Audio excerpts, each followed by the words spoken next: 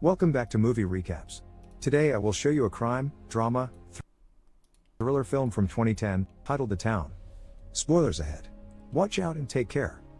The neighborhood of Charlestown, Boston is known for its high amount of bank robberies all year long. Four long-life friends are particularly good at it. Doug, you know why, right? It's because Jean-Paul live in the area. Jem, Glonzy, and Des. Doug is the brain behind their plans, and he tells the other three all the details they need to memorize without fail before their next operation. When a guard enters the bank carrying a money bag, they take the chance to push him and enter with him, immediately taking control of the situation. Every person present is thrown to the ground, their cell phones are taken, and after the thieves empty the cashier station, they make manager Claire Kesey open the vault. After taking all the money and putting the security camera's hard drives in a microwave to destroy them, the thieves start pouring bleach all over the place to take care of any possible DNA proof, unaware that Claire is pressing a silent alarm button with her foot until it is too late. When they finally notice, Jem beats up the assistant manager believing it was him, and as he violently moves, Claire gets to see his neck tattoo. Oh no. Seeing as the police are about to surround them, Jem decides to take Claire with them as a hostage, which is something they never do. They blindfold her before taking off their masks, and once they are far enough from the bank, they drop her at the beach, not needing her anymore. The crime scene is taken over by the FBI, with Special Agent Adam Frawley in charge. He can see the thieves took care of every possible detail and left no evidence behind, which means they must be professionals. His men also find the van they used for the robbery, but it has been lit on fire and nobody in the neighborhood is willing to speak as a witness. The next day, Frawley interrogates Claire, who tells him the little she knows and omits the tattoo detail because the thieves have threatened to kill her if she gives the FBI any information. Meanwhile, the four thieves get together to discuss Jem's awful idea of taking a hostage, but when he arrives, he brings worse news. He has Claire's ID and has noticed she lives near them, so she will see him in the neighborhood often. He thinks he should follow her around and make sure she is scared enough not to talk, but Doug takes over and says he will do it because Jem has already been to jail once and he can't afford a second strike, but in truth, he will do it because he doesn't trust how violent Jem has been lately. Afterward, Doug and Jem go around the neighborhood to do all necessary payments to their gun dealer, their car dealer, and Fergie, an Irish mobster whose front is a flower shop. Then they spend the evening drinking, gambling, and taking drugs with call girls. Hey! The following night, the four of them are having a drink at a bar when they are approached by Chris, Hey! Jem's sister, Man, fuck, man, I'm getting mother. scared, man. She and fuck Doug used to me, be together, dude. and she says she misses him, but Doug doesn't want anything to do with her and leaves. Some hours later, however, when Doug is watching TV at his place, Chris lets herself in with her old copy of The Keys and makes love to him on the couch. The next day, Doug starts following Claire around and enters the laundromat after her. When she starts crying because she finds faded bloodstains on her shirt, he takes the chance to make contact, pretending to comfort her. To make her feel better, he takes her out for a drink. They chat and bond, although Doug lies and tells her he works in construction and that his dad lives in the suburbs instead of being in prison. This is what happened to what's his name again? Whatever the fuck. Takes her on a boat ride, claiming it belongs to a friend, but actually he is breaking in just for this. Goodwill When she Hunting's asks friend. him about all the bank robbers that live in Charlestown, he just says stories are exaggerated. The following day, when Doug meets with Jem, he tells him he has Claire under control and that she doesn't need to be killed. After interrogating and beating up a criminal contact of his, Frawley gets a clue. These thieves didn't do trucks like others, they knew how to work the box. This kind of knowledge can only be acquired while working somewhere like Vericom, so they start looking into work records and employee profiles. Frawley also meets Claire for lunch to ask her some more questions and tries to flirt with her, but she mentions she is already sort of seeing someone. Claire and Doug start going out together, a fact Doug keeps hidden from his gang. The closer they become, the more they share about each other. Claire admits she is working with the FBI, and Doug pretends to be simply curious to ask her if they have any possible suspects. She also mentions the tattoo she saw, which she doesn't know if bringing up to Frawley because if it may get her killed. Doug advises her to keep it a secret for now as a card she can play later, especially if it means avoiding witness protection. In return, Doug shares that his mom left him when he was 6 and he tried to find her, but his dad never did anything about it. During one of their dates, Claire talks about having to take the long way to work because some gang members throw bottles at her vehicle if she takes the normal road. So after dropping her at her home, Doug picks up Jem and together they go intimidate the assaulters. Doug only beats them up and plants some drugs, telling them to leave before the week ends, but Jem gets too much into it and shoots the guy's leg before taking off his mask and showing him his face. Doug isn't happy with how violent Jem has been lately. Meanwhile, Frawley finds Des's file as a Vericom employee, whose sick days match the dates of various bank robberies. This allows them to follow him into a family barbecue and discover the identities of the whole gang, although they still are missing hard evidence to catch them. For now, Frawley orders his agents to keep surveillance on all of them. While having lunch together on a sunny day, Claire tells Doug that this weather reminds her of the day her brother died. When she leaves the table for a moment to go to the restroom, Jem suddenly shows up and sits with Doug, who is now worried he will find out his secret, so he tries to make him leave to no avail. She's gonna see a tattoo. Claire comes back, and while Jem is clearly shocked to see her, he still plays along and chit-chats for a bit before leaving, as Doug makes sure to say goodbye to him as an excuse to cover the tattoo with his hand. Later, Jem confronts Doug about her, thinking it is a terrible idea to sleep with the person that could send them to jail. He hasn't told the others, but he wants Doug to do something about it and concentrate on their next operation instead. Doug doesn't think they are ready for their next robbery because he doesn't like the guys they will be working with, so they should find someone else. Jem insists, however, so Doug gives in under one condition: this will be his last job. Afterward, he goes to see his father in prison to tell him he may be going away for a while and ask him why he never looked for his mother. His father replies that there is no point in trying to make a mother out of someone who clearly doesn't want to be one. When Friday comes, it is time for their next operation. They get some hair from a hair salon to plant as fake evidence, wash themselves thoroughly, and clean all their equipment with bleach so it doesn't have fingerprints on it. Then they take the car to follow an armored truck and rob it as soon as it parks. Things go smoothly at first, but one of the guards tries to fight back and aims his gun at them.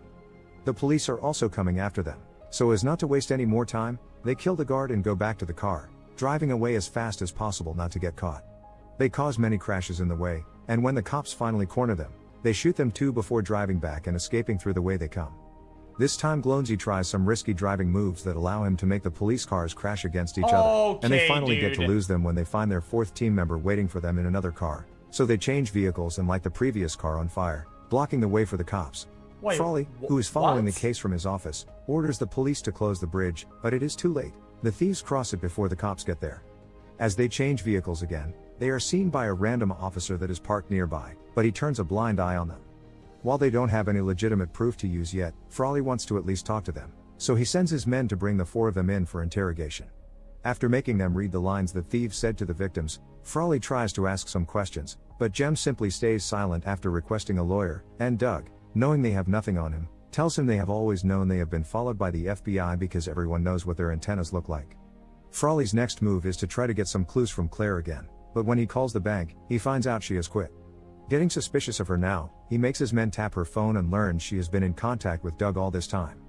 Doug also learns she quit when he meets with her to give her a diamond necklace, so he takes the chance to ask her to go away with him, which she accepts.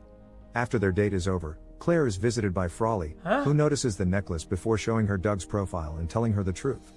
Meanwhile, Doug meets with Jem, who has a new job from Fergie, but Doug turns it down and tells him to find someone else because he is done. This enrages Jem, who accuses him of abandoning Chris and her baby, but Doug reminds him nobody knows who the father is, and while he's thankful Jem's family took him in as a kid, it was never going to be the three of them happily playing house. Jem points out that he once killed a guy to protect Doug and went to prison for 9 years for it, but Doug isn't touched, he still turns down the job. He then goes to see Fergie to inform him of this as well, but Fergie doesn't want anybody else because Doug is the real brain here. Doug's father went solo many years ago too, and that is why Fergie hooked his mother up with drugs. She never left, she died of overdoses, and Doug has been lied to all this time. If he doesn't accept the job, Fergie threatens to do to Claire the same thing he did to his mom. Doug rushes to Claire's place to check she is fine, but she kicks him out and doesn't let him apologize or explain. From then on, he tries to keep an eye on her apartment and sees one of Fergie's thugs hang a funeral wreath on her door. Doug destroys it as he finally accepts he will have no choice but to accept this job. After visiting Chris to tell her he will be gone after this job, Doug tries to approach Claire again and promises he will never hurt her, because he has robbed many banks but he has never killed anyone, then asks her to wait for him before leaving. The gang gets together to hear Fergie's plan. He has inside information to rob Fenway Park, and they will do it the morning after the big game, when their safes will be full. While they go over the details, Frawley approaches Chris at a bar, thinking she may be the weak link in the family. After fake flirting with her, he shows her his badge and implies he knows she is a mule for Fergie. When she asks for a lawyer, he makes his move and sows the seed of discord by pointing out that even if she was together with Doug for many years, he never bought her a diamond necklace. Chris gives him a fake lead, so the day of the operation, Frawley and his men follow the wrong truck while Chris visits Doug to ask him to take her with him because she also wants a new life, but Doug kicks her out after telling her he is leaving with someone else. Frawley finds her later in the hospital after she crashed her car while under the influence, and he promises he will find protection for her and her kid in exchange for information. Feeling as she is always getting used, she gives in and tells her about Fenway Park. While Dez uses his electrician knowledge to disable the alarms and security cameras, Doug and Jem dress up as cops and are allowed inside the stadium by a contact of Fergie's. They come across some employees and guards, but their police act doesn't work out and soon they are taking out their guns and making the men lower themselves to the floor so they can tie them up. Next, they go up to the cash room and tell the employees to open the door and not to make a distress call because they have men outside their homes and they will shoot their wives if they try anything. Obviously they are allowed to come in, and after filling their bags with as much money as possible, they leave through the parking lot, where Glownsy and Dez are waiting for them with an ambulance. The FBI is already surrounding the perimeter, but as soon as Jem sees them trying to sneak in, he opens fire on them. A shootout between thieves and agents begins and Glownsy gets shot in the middle of it, but at least they got him on the vest. While the other three continue to shoot, Dez sneaks back and opens the door so they can push the truck with the agents out of there. After he closes the door again, Doug tells Dez that unlike the others, he doesn't have a police record, so he can walk out and get only 7 years and none of them would blame him for it. Dez, however, feels rather insulted by this and stays after throwing the F-word at Doug. The FBI throws some stun grenades through the windows then, and while the thieves' senses are compromised, they send special agents inside that shoot Dez as soon as he stands up. Glownsy decides to go for a very risky plan. He will drive out and keep the FBI's attention on him while Doug and Jem change back into their cop costumes and simply walk away through the main door because the FBI won't be looking for police officers. Doug worries about Glownsy's safety if he goes out there, but Glownsy promises he is a great driver and knows how to escape. The ambulance goes out and manages to drive down the block without issues, but when the FBI can't stop it by just shooting at its wheels, a sniper kills Glownsy by getting him on the head. While the FBI checks out the ambulance, thinking all the thieves will be there, Doug and Jem successfully change into their cop uniforms and easily escape by mingling with other officers. The trick doesn't last long, however, the FBI receives information from the employees that had been tied up inside, saying they had been ambushed by cops, so Frawley immediately starts looking around for officers behaving suspiciously. He quickly notices Jem walking away fast with a big bag over his shoulder and follows him into a parking lot. As soon as Frawley calls him by his name, Jem opens fire on him, and soon he finds himself surrounded by the FBI and cops while Doug watches from across the street. Frawley manages to wound Jem on the leg, so he hides behind a mailbox, only to realize he is out of bullets. Refusing to go back to jail, he commits suicide by walking out with his guns in hand, causing the agents to shoot him on the spot. Doug doesn't let his sacrifice be in vain and escapes by stealing a police car while everyone is busy checking on Jem's body. He drives to the flower shop and kills both Fergie and his thug, not getting hurt in return because he is wearing a bulletproof vest. Afterward, Doug recovers some money he had hidden and calls Claire, who has the FBI with her in the apartment listening to her conversation.